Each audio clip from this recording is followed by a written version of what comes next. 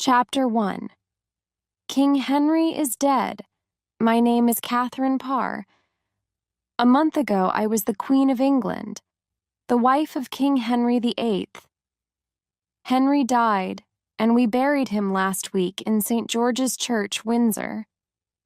2 days ago, on 16th of February 1547, I went back to the Palace of Whitehall, which was once my home. I wanted to take my letters and books and bring them back to my house. Margaret, my new maid, came to the palace with me. She's very young and doesn't know a lot about the world.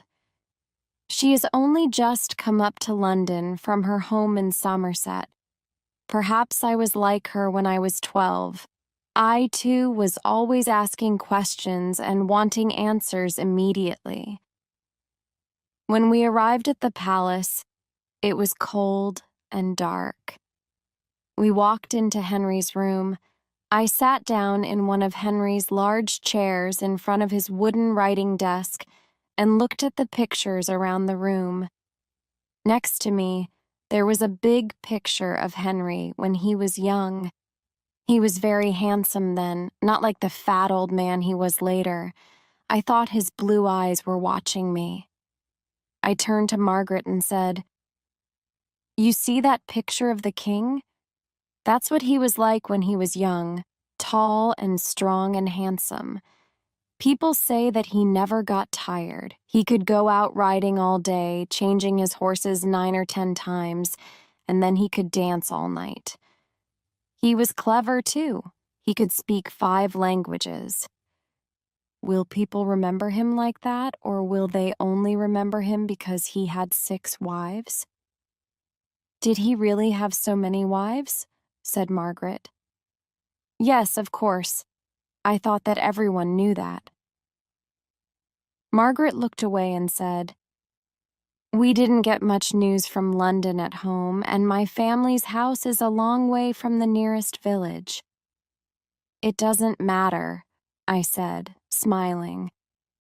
"One day I'll tell you the story of my husband Henry's life." On the desk in front of me there was a wooden box with a large gold H on the top. I opened it slowly and took out some old letters. Each letter was in different writing and some of them were old and yellow. One letter had a picture of a large bird on it. It was from Henry's second wife, Anne Boleyn. "Margaret," I said, "I've found some letters from Henry's other wives. There's also a beautiful gold necklace and a small piece of hair." I looked at another letter. "Here's one old letter from his first wife, Catherine of Aragon. She was married to him for a very long time. She only had 1 child, didn't she?" said Margaret. "Yes, only Princess Mary is still alive. There were 5 other children, but they were all born too early and died." Again, I looked at the letter with the picture of the bird on it. "Have you heard of Anne Boleyn, Margaret?" "Yes, my mother talked about her. She said she was a very bad woman." "Well, that's what some people say. Anne was the mother of Henry's second daughter, Princess Elizabeth. Look," I said. "This one is from Catherine Howard, Henry's 5th wife. Both Anne and Catherine were beheaded in that terrible prison, the Tower of London." "Why did the king send them to their deaths?" asked Margaret. She looked afraid. "They had many enemies, who told the king that they had lovers. Perhaps the stories were true, I don't know. But the king believed them." I looked at another letter. This one is from Jane Seymour. She was the 3rd wife and the mother of Henry's only living son. He is now our king, Edward VI. "Was Jane Seymour beheaded too?" asked Margaret. "No. Poor Queen Jane died soon after Edward was born." I looked at the last, short letter. "Look, a letter from Anne of Cleves, Henry's fourth wife. Did she have any children? Asked Margaret. No, I laughed. Henry thought that Anne was very ugly and he didn't want her to be the mother of his children. Margaret was silent. Then she said, King Henry sounds like a terrible husband. He wasn't all bad, Margaret. There were good times, too. He was clever at so many things: horse riding and tennis, writing and playing music. He wrote many beautiful songs, and he had a wonderful singing voice, but it's true that he wasn't very kind to his wives. Margaret looked at the box. So why did he keep these letters from them? She asked. Oh, you ask so many questions, Margaret. I don't know. Perhaps each letter says something important. I looked up and saw that it was nearly dark. It was time to go home to Chelsea Manor. I put the letters back inside the box. Come, Margaret, we must go now. But can't we read the letters? She asked. We'll take them with us and read them tomorrow. Chapter 2. Catherine of Aragon. We got up early the next morning and went to my favorite room. It has a wonderful view of the large gardens and the River Thames at the bottom. Did you sleep well, Margaret? I asked. No. I dreamed that King Henry came back to life and sent me to the Tower of London. Why did he do that? Because in my dream, I read the letters and he was angry with me. Perhaps it will be bad luck if we read them, said Margaret, worried. Don't worry, I said. It was only a dream. He can't do anything now. He's dead. I went over to the wooden box and opened it. We'll read the letter from Catherine of Aragon first, I said. She was Spanish, wasn't she? Said Margaret. Yes, she first came over to England to marry Henry's brother Arthur, but he died. She then married Henry and was his wife and queen for 24 years. What a long time. What happened to her?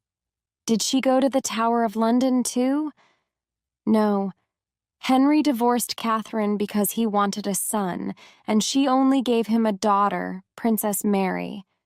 Years before, Catherine did have a son, Henry, Prince of Wales, but he died when he was only 7 weeks old.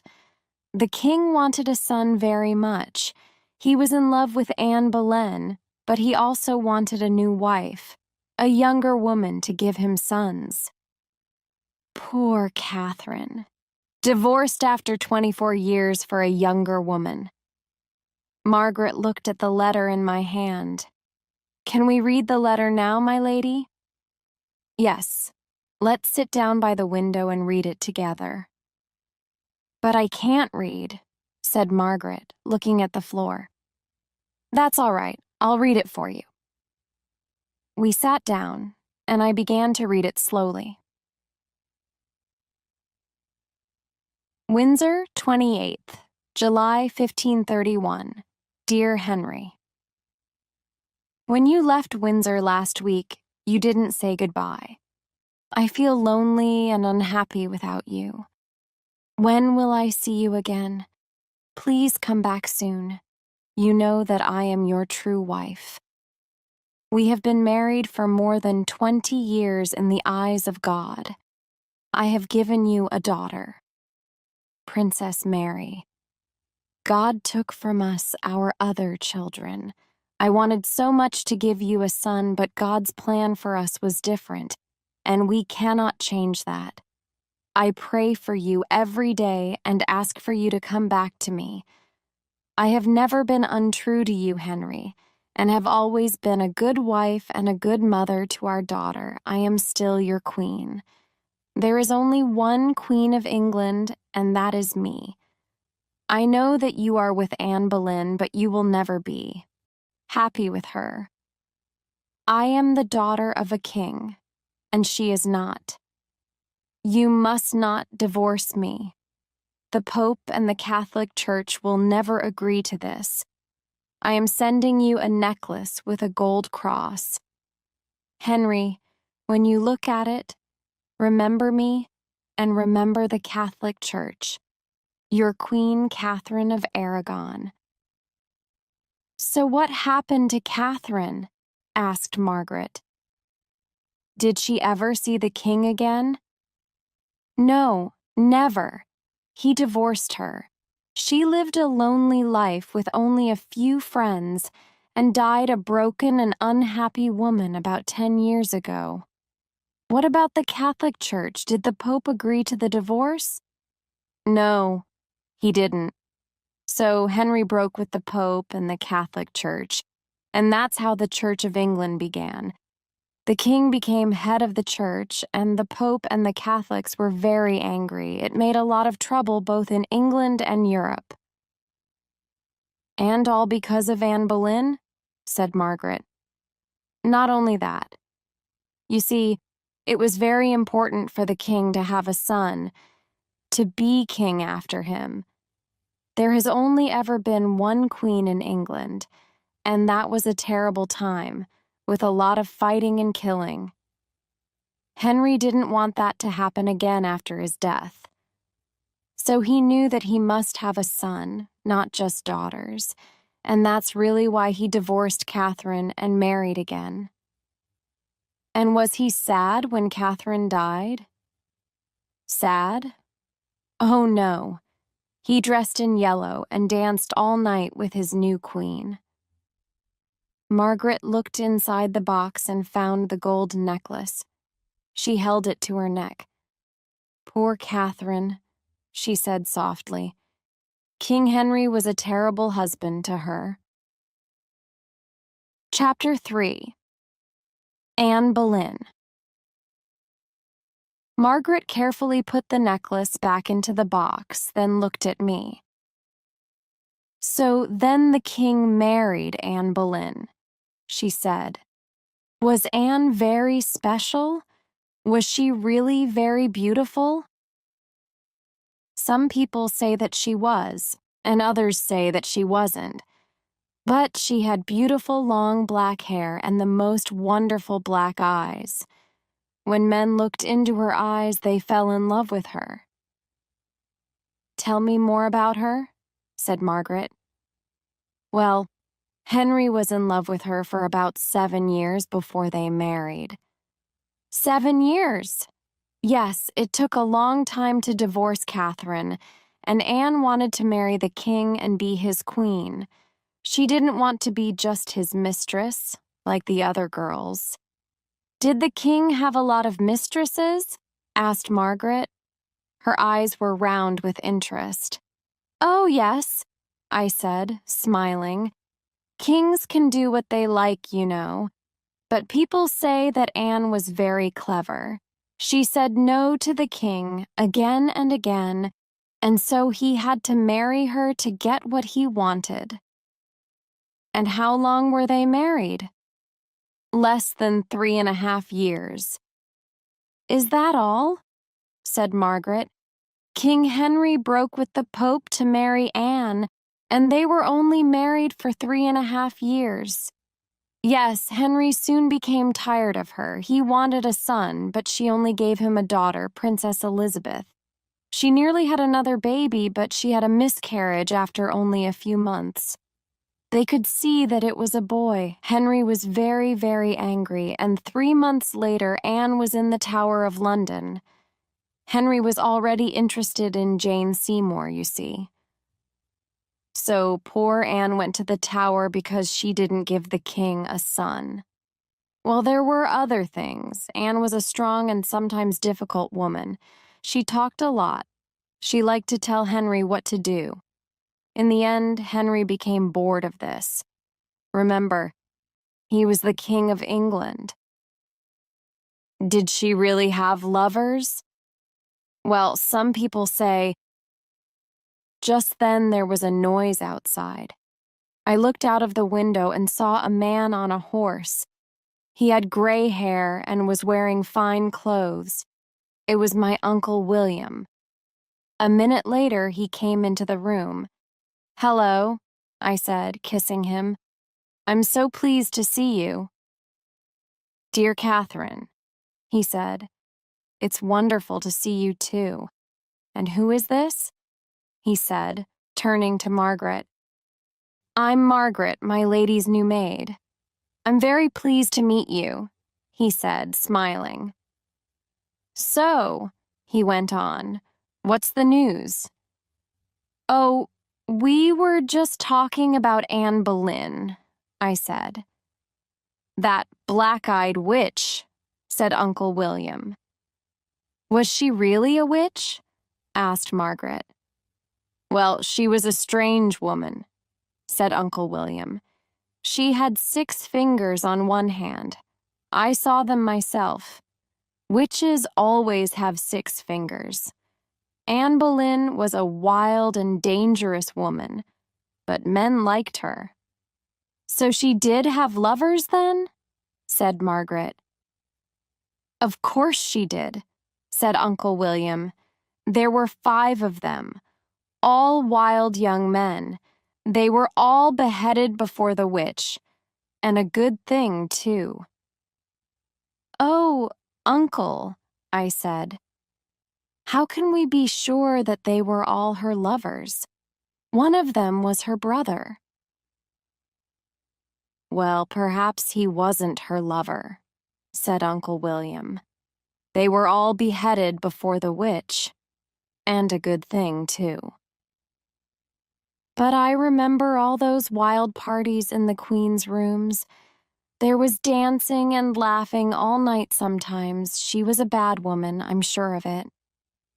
I think that Henry believed the stories about Anne because he wanted another wife, I said. A wife to give him a son. Little Margaret was listening to us with great interest. "So nobody was sorry when Anne died?" she said. "No, many people were pleased," said Uncle William. "She had a lot of enemies." Then he looked at both of us. "But why are you talking about Anne Boleyn? That's very old news." "I found this old box of Henry's at Whitehall Palace," I said. "Inside there were letters from each of Henry's wives, and Margaret wanted to know all about them." "Where's the one from Anne Boleyn?" said Uncle William. He opened the box on the table. "I want to read what she wrote to her dear husband.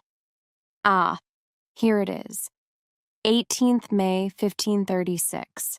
That's the day before she was beheaded." He began to read the letter aloud. "Tower of London, 18th May, 1536. Dear Henry. This is my last letter to you. Tomorrow I am going to die. When you open this letter and read it, I will be dead and buried. During the last few weeks, my life has been very hard. I have been very afraid and very lonely. I have walked around my room thinking of you. I wanted you to take me away from this terrible prison. But now I know that I am going to die. I feel calm. They tell me that you have spoken angry words about me. You say I have had 100 lovers, not just the 5 poor men who have died because of me. But I did not have lovers, Henry. Not one, and you know it. I was a true wife to you, but you listened to my enemies, and that is why I am here. I ask one last thing. Please be kind to our daughter Elizabeth. Do not be angry with her because of me. She is so very young, not yet 3 years old. I am sending a gold necklace to give to her. It will help her to remember me. I have only a little neck, so it will not be difficult for the French sword to cut through it tomorrow. Tonight I will pray for God to forgive you. Your wife, Anne Boleyn." "And was Anne beheaded the next day?" asked Margaret. "Yes," I said, "with a sword. That's how they do it in France." "How terrible," said Margaret, holding her neck. "Well, I know that Henry did the right thing," said Uncle William. "Anne Boleyn was no good. She wasn't a real queen, not like Catherine of Aragon." He stood up. "I must go," he said. "This is all very interesting, but I came here to talk to your brother. I'll go and find him. Goodbye for now, ladies." He smiled and left the room. "Where's the necklace?" asked Margaret. "I can't find it," I said, looking in the box. "Perhaps Henry gave it to Princess Elizabeth. Perhaps she looks at it sometimes and thinks of her mother. Perhaps Henry gave the necklace to Princess Elizabeth." Chapter 4. Jane Seymour. "People say that Princess Elizabeth is very clever," said Margaret. "Is that true, my lady?" "Yes, it is. She's only 13 years old, but she can read and write in 4 languages already." Margaret's face was sad. "I only know 1 language," she said, "and I can't read or write it." "But you have a mother and father who are alive," I said quickly. "You don't have enemies who watch you all the time or who want to send you far away to marry a stranger, perhaps an old man who drinks too much and keeps a mistress." "Will that happen to Princess Elizabeth?" Margaret asked, her eyes round. "Perhaps. Who knows? A princess doesn't always have an easy life, you know." I laughed. "But Elizabeth is clever. I think she'll get what she wants in life. Now let's go outside while the sun is shining. We'll take the next letter with us." We walked down through the garden to the river. There we sat on a seat and watched the boats. "So Jane Seymour was the 3rd wife," said Margaret. "When did the king marry her?" "Just 10 days after Anne's death. Jane Seymour was quiet and careful." "That was very quick." "Yes. Henry always knew what he wanted, and he usually wanted things immediately." "And was Jane the same as Anne Boleyn?" "No. Jane was very different. She was quiet and careful. Before she married the king, she was never alone with him. Her brother Edward was always with her when the king came to visit, and Henry was pleased to see that. He didn't want another wild and dangerous wife like Anne." "How do you know so much about the king and his other wives?" asked Margaret. "I have lived for many years in palaces, Margaret," I said, smiling. "And palaces are full of people, coming and going, talking in comers, telling secrets. If you listen, it's not difficult to learn things." "So was Jane a nicer person than Anne?" "Palaces are full of people, coming and going, talking in corners, telling secrets." "I think she was. She was very kind to Henry's daughters, Princess Mary and Princess Elizabeth. She was like a mother to both of them. Jane was clever too, and she quickly learnt to listen to Henry. She didn't try to tell him what to do, and with her brown hair and white face, she also looked very different to Anne Boleyn." "And what about the king at this time? Was he still handsome?" "Oh no, he was beginning to get fat and his face was just like a big potato, not like the picture in Whitehall Palace." "But was he happy?" asked Margaret. "Yes, I think he really loved Jane. And of course, she also gave him a baby boy, who is now our King Edward. A son at last for the king. But what happened to Jane?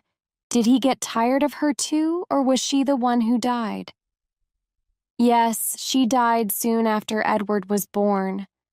How sad. She gave the king a son and then she died. Let's read the letter now. I opened it, and a piece of brown hair fell out. I showed it to Margaret. "What soft hair," she said, touching it. "Is it Jane's?" "Yes, I think so." I began to read. Hampton Court, Palace, 22nd, October 1537. Dear Henry, the doctors and my women tell me that I shall feel better tomorrow, but I can see in their faces that it is not true.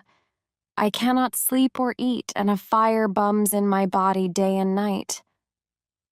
I know that I shall soon be dead, but I have given you a son, Henry, and I can die happy, knowing that Edward will be king after you. I will never see the day when he becomes king, but I pray that God will give him a long and happy life. Please look after dear Edward and tell him all about me. Here is a piece of my hair, a small present from a dying mother to her baby son. I am too ill to write more and must say goodbye. Your loving wife and Queen Jane. I put the letter away and looked at Margaret. She had a very difficult time when the baby was born, you see. It took 3 days and 2 nights before the baby arrived. Poor Jane was very tired and ill. She died 12 days later, very soon after this letter. How terrible, said Margaret. She touched the piece of Jane's hair again. And was the king sad?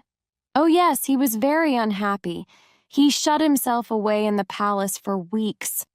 All England was sad, and every church in the country said prayers for poor Queen Jane. She was buried at Windsor, and Henry is now buried next to her. Just then, Uncle William came up behind us. "Ah, Uncle," I said, "let's go in and have some lunch." Chapter 5. Anne of Cleves. After lunch, we sat and talked for a while. Uncle William was very interested in the letters. "So which letter are you going to read next?" he asked. "The one from Anne of Cleves," I replied. "Oh yes, Henry's ugly wife. When I first saw her, I thought she looked just like a horse, and the king thought that too." "A horse?" said Margaret. "So how did she become the king's wife?" "It's a long story. Do you want to hear it?" "Yes, please," said Margaret, smiling. "Well, after poor Queen Jane died, Henry was very sad and lonely. He wanted a new wife and he wanted a second son. Children can die at any time, and Edward wasn't strong, so everybody looked for a beautiful young woman to be the new queen. Then someone told Henry about Anne of Cleves, a German princess.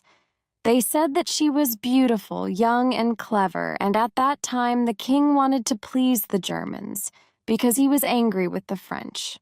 That all changed later, of course. Henry couldn't go and see Anne for himself, so he sent his artist Holbein to paint a picture of her. Holbein painted a fine picture of Anne and sent it back to Henry. Henry immediately fell in love with the beautiful woman in the picture and decided to marry her. So Anne sailed to England, and on her way to London, she stopped for the night at a small town called Rochester. Henry couldn't wait for Anne to arrive in London, so he traveled secretly to Rochester to meet her. She knew nothing about this. Holbein painted a fine picture of Anne of Cleves. When Henry arrived at her house, he wasn't wearing his fine clothes, and he didn't look like a king. He knocked on the door and went into her room. Oh dear! Poor Henry was very surprised. This wasn't the beautiful woman in the picture. She had a sad face and a long nose, and she wasn't very interested in this strange man. He didn't tell her his name, and she didn't understand that this was her new husband. What a terrible mistake. Poor Henry went away to put on his fine clothes and came back looking like a real king. Anne now saw that this strange man was her new husband. Henry kissed Anne and said his name. Poor Anne smiled at him, but she couldn't speak any English, so she stayed silent. After a few minutes, Henry left. He was really unhappy. His new wife wasn't beautiful, and she couldn't say a word to him. "Oh dear," said Margaret. She was enjoying this story very much. What happened next? Well, Henry decided that he really didn't want to marry Anne. Where was the beautiful young woman in the picture? He wanted her, but he couldn't change things. He had to marry ugly Anne. And did the king learn to love her? Asked Margaret. No, he didn't. He wanted to divorce her. And did he? Yes, after 6 months. How did he do that?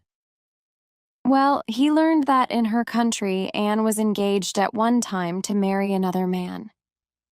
And so he divorced her? Yes, poor Anne was only queen for 6 months. And they didn't have any children, did they? No, Henry didn't sleep with Anne. But what happened to her? Is she still alive? Oh, yes, but let's read her letter and see what she says. Perhaps it's a love letter, said Margaret. If it is, I'm sure that she never got a reply, said Uncle William, laughing. He opened the letter and began to read.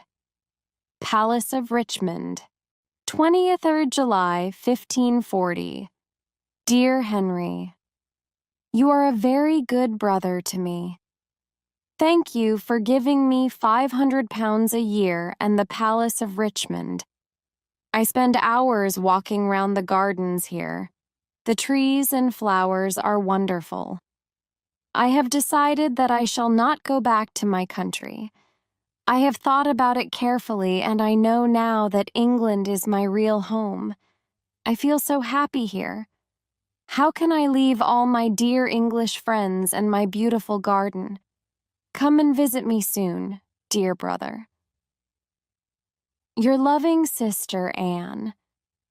She sounds really happy, said Margaret, surprised. I think she is, said Uncle William.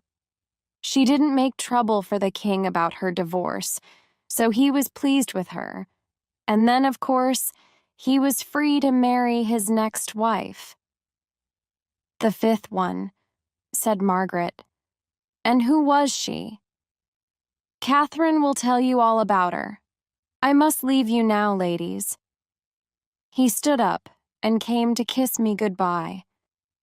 Goodbye, Uncle, I said. Come again soon. Oh, I will. I'd like to read the rest of those letters. He looked at Margaret. Be good, young lady. He smiled at us both and left the room. I spend hours walking round the gardens here. Chapter 6. Catherine Howard. I took the last letter out of the box and held it in my hand while I answered Margaret's questions. She wanted to know everything. And who was the king's fifth wife? She asked. Catherine Howard? Why did the king want to marry again? He still wanted to have another son, you see, a brother for Prince Edward. And how did he meet Catherine? Asked Margaret. She was one of the ladies at Queen Anne's palace, so Henry knew her already. She was only 18. Henry fell in love with her immediately. He called her his beautiful flower and sent her many expensive presents, gold and jewels and fine dresses. But did she want to marry him? I smiled. If the King of England wants to marry you, how do you say no? Henry was very much in love and he wanted to marry her immediately. The Howard family is an old and famous one, and they were very happy for Catherine to marry the king.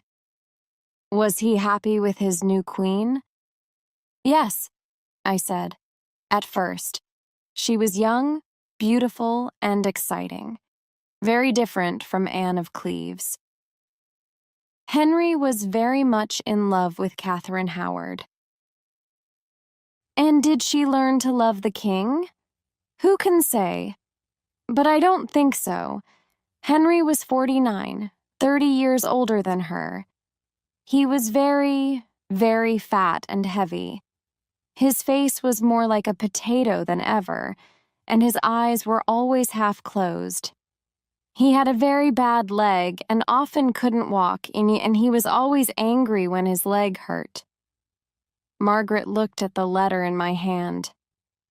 I don't think that I would like to marry a fat old man with a bad leg who couldn't walk, she said. I laughed. But the king's wife, remember, was also the Queen of England, the first lady in the country. Yes, that's true, said Margaret. And did they have a son? No, they didn't. They weren't married for very long. Before Catherine married Henry, she had lovers. Henry didn't know this. He thought that he was Catherine's first lover. And about 6 months after Catherine married Henry, she began to see another man called Thomas Culpeper. He was tall and handsome. Catherine wrote love letters to him and they met secretly at night. What a dangerous thing to do, said Margaret. Catherine wasn't very clever, I'm afraid. And people saw her and began to talk about it, and somebody told the king. One of his friends wrote it all down in a letter and put the letter into Henry's hand when he was in church. Oh dear, said Margaret. So then, already she knew what happened next. Yes, I said. Henry was wildly angry. He talked, people say, about taking a sword and cutting off her head himself, but he sent Thomas Culpeper to prison, and soon after he sent Catherine to the Tower. Like Anne Boleyn, years before, said Margaret. Catherine met Thomas Culpeper secretly at night. Let's see what her letter says, I said, opening it. The writing is very untidy. One thinks she wrote this in a hurry. Tower of London, 11th February, 1541. Dear Henry, please forgive me. I didn't want to make you unhappy and angry. Believe me. It's true that when I was a young girl, I was friendly with different young men. I was so young and stupid.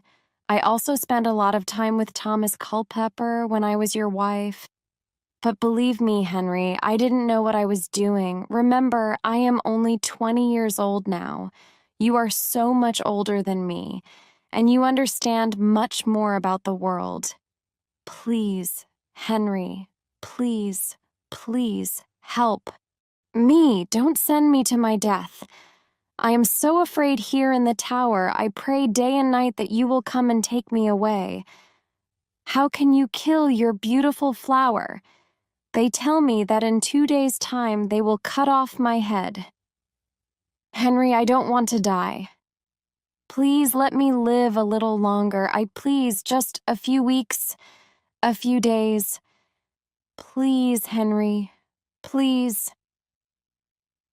Your unhappy wife, Catherine Howard. When I finished reading the letter, Margaret was silent. Perhaps she could hear Catherine Howard's cries and see her white face. I put the letter away, and Margaret looked at me. There aren't any more letters, are there? She said. No, I said. That was the last letter. Chapter 7. Catherine Parr. We sat silently for a while. Outside it was beginning to get dark. Margaret looked at the floor, then at her hands, then at the floor again. I waited. I knew what she was thinking. Then suddenly, she looked at me, and the questions came all at once. How could you do it, my lady? How could you marry that terrible man? Weren't you afraid? Why didn't you hide or run away? I smiled at her. Listen to the full story, and then perhaps you'll understand. I was very different to Henry's other wives. I was 31 years old, and Henry was my third husband. My first two husbands were old men, too. They both died, and I didn't have any children with them. But Henry didn't really want a wife, Margaret. He wanted a friend and a nurse and a mother for his 3 children. Oh, I see, said Margaret slowly. He wanted someone to look after him. So how did it all happen then? It began at a party at Hampton Court Palace. I remember it very well.